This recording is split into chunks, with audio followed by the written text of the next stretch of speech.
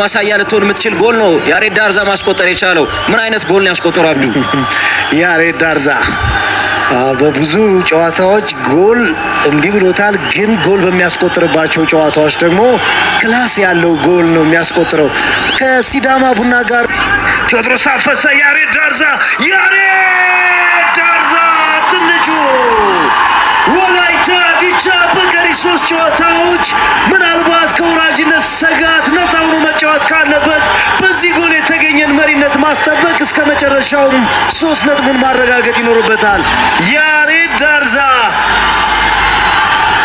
4ኛ የውድድር ዘመን ጎሉን አስቆጥሯል።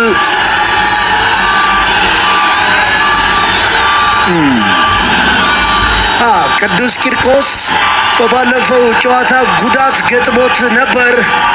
አሁን ሕክምናውን እየተከታተለ እያገገመ ጤንነቱም እየተሻሻለ መሆኑን አሰልጣኝ መሳይ ተፈሪ ከጨዋታው አስቀድመው ተናግረው ነበር።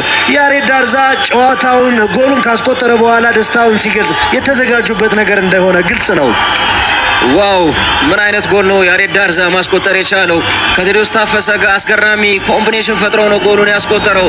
ቴዎድሮስ ታፈሰ ያሬድ ዳርዛ ለቴዎድሮስ ታፈሰ፣ ቴዎድሮስ ታፈሰ በሚገርም ሁኔታ ሰጥተው አስደናቂ ቮሊ ፔፔስ ሄዶ መረብ ላይ ነው ማሳረፍ የቻለው። ወላይታ ዲቻ እስካሁን ለነበራቸው ብልጫ ትክክል በነበረ ጨዋታ ያስቆጠረው 3ኛ ጎል በጣም ውብ ጎል ነበረ ለልጁ